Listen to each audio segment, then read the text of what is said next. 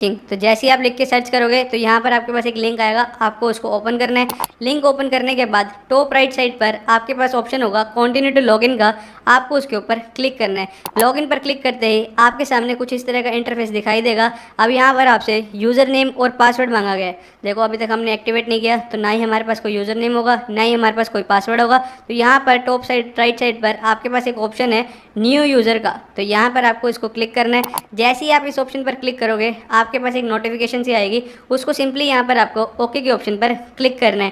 जैसे ही आप ओके के ऑप्शन पर क्लिक करोगे उसके बाद यहाँ पर लिखा हुआ है न्यू यूज़र रजिस्ट्रेशन, आपको इसको सिलेक्ट करना है। देन सिंपली यहाँ पर आपको नेक्स्ट के ऑप्शन पर क्लिक करना है।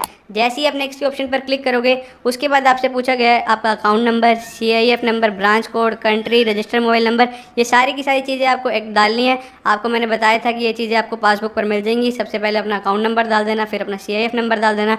अब यहाँ पर ब्रांच कोड है तो ब्रांच कोड के जो भी लास्ट के branch code basically IFSC code होता है, तो जो भी लास्ट के 5 डिजिट होंगे वो डाल देना। जैसे मेरा ब्रांच कोड SBI N00002356 है, तो लास्ट में मैं जो भी मेरे लास्ट के डिजिट है मैं वो यहाँ पर डाल दूंगा। उसके बाद आपसे आपकी कंट्री पूछी गई है, बेसिकली इंडिया ही है तो आप वो सिलेक्ट कर लेना।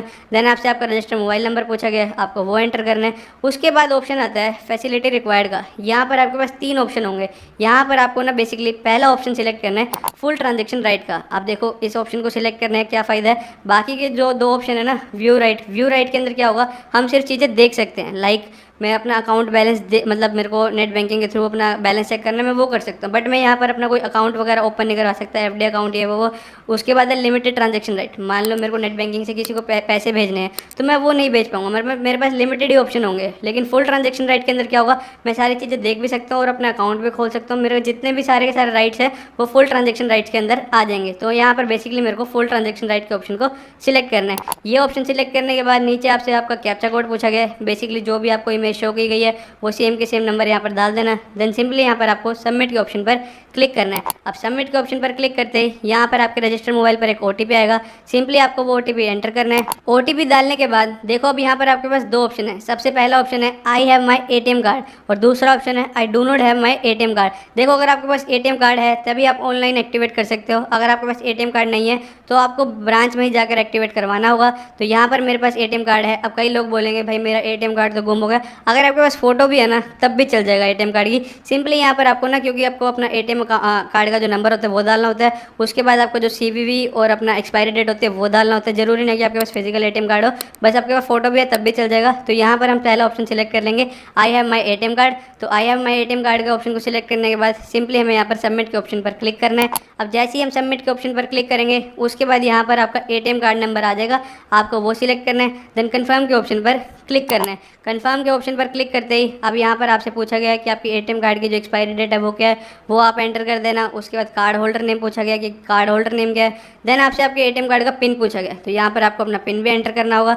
उसके बाद यहाँ पर कैप्चा कोड है, जो भी इमेज शो की हुई है सेम के सेम नंबर यहाँ पर डाल देना। देन सिंपली यहाँ पर आपको प्रोसीड के ऑप्शन पर क्लिक करना है। जैसे ही अब आप प्रोसीड के ऑप्शन पर क्लिक करोगे उसके बाद यहाँ पर ऑप्शन आएगा आपके पास यूज़र नेम का। अब बेसिकली हमें यहाँ पर अपना एक यूज़र नेम बनाना है। अब आप लोग बोलोगे कि भाई यूज़र नेम क्या होता है, देखो जैसे आप इंस्टा की ID बनाते हो, फेसबुक की ID बनाते हो, सिमिलरली यहाँ पर भी आपको अपनी एक ID बनानी है। यूज़र नेम आप अपनी मर्जी के हिसाब से रख सकते हैं। ध्यान यहाँ पर आपको ये रखना है कि जो ये यूज़र नेम होगा वो कम से कम आपका 8 कैरेक्टर का होना चाहिए और ज़्यादा से ज़्यादा ये 20 कैरेक्टर का हो सकता है। और इसके अंदर आपको स्पेशल कैरेक्टर यूज़ नहीं करने, जैसे कि @ और एस्ट्रिक के सिंबल होते हैं, लोग ये यूज़ करते हैं, पर आपको यहाँ पर ये यूज़ नहीं करने, वरना ये उठाएगा ही नहीं। सिमिलरली कम से कम यहाँ पर आपके 8 कैरेक्टर होने चाहिए और ज़्यादा से ज़्यादा आपके 20 कैरेक्टर होने चाहिए। हाँ, यहाँ पर आपको एक ध्यान और रखना है कि इसके अंदर आपके अल्फ़ाबेट तो होने चाहिए, साथ साथ यहाँ पर नंबर भी होने चाहिए। जैसे फॉर एग्जांपल मैं आपको करके दिखाता हूँ। लाइक मेरे को अपना यूज़र नेम बनाना है, तो मेरा नाम पुलकित है तो मैं पुलकित लिख दूंगा PULKIT। और मेरे को नंबर भी यूज़ करने हैं तो मैं नंबर भी यूज़ कर लूँगा, इसके पीछे लिख दूँगा पुलकित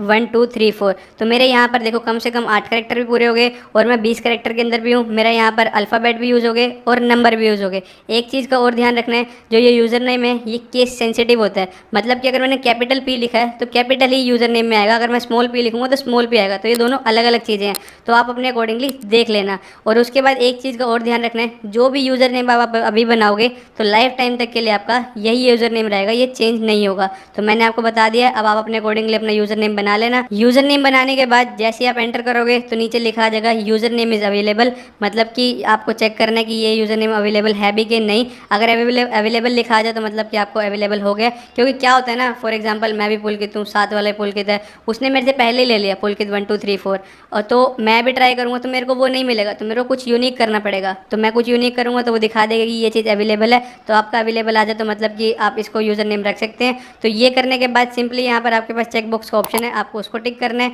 देन उसके बाद आपको अपना पासवर्ड बनाना है। अब हमें यहाँ पर लिखा हुआ है कि न्यू लॉगिन पासवर्ड, अब आपको पासवर्ड बनाना है। पासवर्ड के अंदर भी मैं आपको बता देता हूँ कि आपको जो पासवर्ड है वो कम से कम 8 कैरेक्टर का होना चाहिए, ज़्यादा से ज़्यादा वो 20 कैरेक्टर का हो सकता है। इसके अंदर आपको स्पेशल कैरेक्टर भी यूज़ करने पड़ेंगे क्योंकि पासवर्ड आपको एक स्ट्रॉन्ग बनाना है। तो पासवर्ड आप अपनी मर्जी के हिसाब से बना सकते हो कि मतलब आपको एक स्ट्रॉन्ग पासवर्ड बनाना है कि कम से कम 8 कैरेक्टर हो, उसके अंदर आपके नंबर्स भी आएँ, अल्फ़ाबेट्स भी आएँ और स्पेशल कैरेक्टर भी आएँ। तो तीनों को ही आपको ध्यान रखना है। मैं एक एग्जांपल स्क्रीन पर दिखा देता हूँ, आप इसके अकॉर्डिंग भी अपना पासवर्ड बना सकते हैं। बस ये सेम का सेम मत रख लेना, आप अपने अकॉर्डिंगली पासवर्ड बताना। ये जस्ट एक एग्जाम्पल है। उसके बाद पासवर्ड बनाने के बाद नीचे कन्फर्म पासवर्ड का ऑप्शन है, तो जो पासवर्ड आपने बनाया सेम का सेम पासवर्ड यहाँ पर रख देना। देन उसके बाद सबमिट के ऑप्शन पर आपको क्लिक करना है। जैसे ही आप सबमिट के ऑप्शन पर क्लिक करोगे तो यहाँ पर लिखा हुआ है successfully registered for net banking. आप नेट बैंकिंग के लिए रजिस्टर हो चुके हो। अभी प्रोसेस पूरा पूरा यहाँ खत्म नहीं हुआ, अभी आगे प्रोसेस है। सिंपली यहाँ पर आपको क्लोज के ऑप्शन पर क्लिक करना है। क्लोज के ऑप्शन पर क्लिक करने के बाद आपके सामने कुछ इस तरह का इंटरफेस आएगा। यहाँ पर आपको कंटिन्यू टू लॉगिन के ऑप्शन पर क्लिक करना है। जैसे ही आप कंटिन्यू टू लॉगिन के ऑप्शन पर क्लिक करोगे, अब आपसे पूछा गया आपका यूजर नेम और पासवर्ड। देखो इस टाइम हमारे पास दोनों चीज़ें हैं, तो हम अपना यूजर नेम भी डाल देंगे और अपना पासवर्ड भी डाल देंगे। उसके बाद नीचे कैप्चा कोड है, वो जो भी स्क्रीन पर नंबर हैं वो एज इट इज़ डाल देना। देन सिंपली यहाँ पर लॉगिन के ऑप्शन पर क्लिक कर देना। लॉगिन के ऑप्शन पर क्लिक करोगे, उसके बाद आपके मोबाइल रजिस्टर पर एक OTP आएगा, तो यहाँ पर आपको वो OTP एंटर करना है। OTP एंटर करने के बाद सिंपली यहाँ पर आपको सबमिट के ऑप्शन पर क्लिक करना है। अब जैसे ही आप सबमिट के ऑप्शन पर क्लिक करोगे, अब यहाँ पर पूछा हुआ है सेट प्रोफाइल पासवर्ड। अब आप बोलोगे कि भाई अभी तो पासवर्ड सेट किया था, फिर से पासवर्ड सेट करना है। देखो वो लॉगिन पासवर्ड था, अब ये प्रोफाइल पासवर्ड है। घबराने की जरूरत नहीं, मैं आपको पूरा का पूरा बता देता हूँ। लॉगिन पासवर्ड बेसिकली है आप नेट बैंकिंग के अंदर आते हो। प्रोफाइल पासवर्ड है कोई भी आप ट्रांजेक्शन करोगे तो वो वाला पासवर्ड हो गया। फॉर एग्जाम्पल जैसे आप अपना मोबाइल खोलते हो तो वो आपका लॉगिन पासवर्ड हो गया। और UPI ID आपकी अलग होती है, जब आप किसी को पेमेंट करते हो तो एक अलग से नंबर डालते हो पासवर्ड, तो वो आपका एक तरह से प्रोफाइल पासवर्ड हो गया। तो यहाँ पर आपको 2 पासवर्ड रखने होते हैं। Login password basically net banking के अंदर आने के लिए और प्रोफाइल पासवर्ड बेसिकली ट्रांजेक्शंस करने के लिए। तो अब हमें यहाँ पर प्रोफाइल पासवर्ड रखना है। प्रोफाइल पासवर्ड भी सेम वही का वही 8 कैरेक्टर से लेकर 20 कैरेक्टर तक होना चाहिए, स्पेशल कैरेक्टर्स भी होने चाहिए। बट ध्यान यहाँ पर ये रखना है कि जो भी आपने लॉगिन पासवर्ड रखा है सेम का सेम प्रोफाइल पासवर्ड वो नहीं हो सकता, ये उठाएगा ही नहीं। तो आपको कुछ ना कुछ चेंज रखना है। तो यहाँ पर आपको एक स्ट्रॉन्ग सा पासवर्ड बनाना होगा। जो भी पासवर्ड आप बनाओगे सेम वही पासवर्ड आपको कंफर्म पासवर्ड पर रखना है। उसके बाद यहाँ पर आपसे हिंट क्वेश्चन पूछे गए हैं। अब हिंट क्वेश्चन बेसिकली ना रिकवरी के लिए होते हैं, तो इनको थोड़ा सा सीरियस लेना।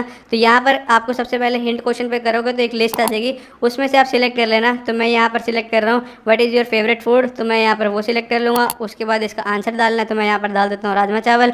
आप अपने अकॉर्डिंगली देख लेना। तो ये डालने के बाद आपसे पूछा कि आपकी डेट ऑफ बर्थ, यहाँ पर आपको डेट ऑफ बर्थ डालनी है। उसके बाद आपको अपना प्लेस ऑफ बर्थ कि आपका जन्म कहाँ पे हुआ है, तो उसके बाद वो एंटर करना है। ये सारी चीज़ें एंटर करने के बाद सिंपली यहाँ पर आपको सबमिट के ऑप्शन पर क्लिक करना है। अब जैसे ही आप सबमिट के ऑप्शन पर क्लिक करोगे तो यहाँ पर आपका प्रोफाइल पासवर्ड सेट हो चुका है। अब उसके बाद आप इंटरनेट बैंकिंग का पूरे अच्छे तरीके से फ़ायदा उठा सकते हो। आपकी नेट बैंकिंग पूरी की पूरी एक्टिवेट हो गई है। अब यहाँ पर जाके आप अपना बैलेंस चेक करो, अपना RD अकाउंट खुलवाओ, 24/7 बैंकिंग फैसिलिटी उठा सकते हो। तो ये था पूरा का पूरा प्रोसेस SBI इंटरनेट बैंकिंग का। तो आई होप आपको ये वीडियो अच्छी लगी होगी। अगर आपका ये प्रोसेस एक्टिवेट हो गया तो प्लीज़ कमेंट सेक्शन में बताना कि आपका प्रोसेस एक्टिवेट हो गया, और हमारी एक वीडियो को लाइक और चैनल को सब्सक्राइब जरूर करना।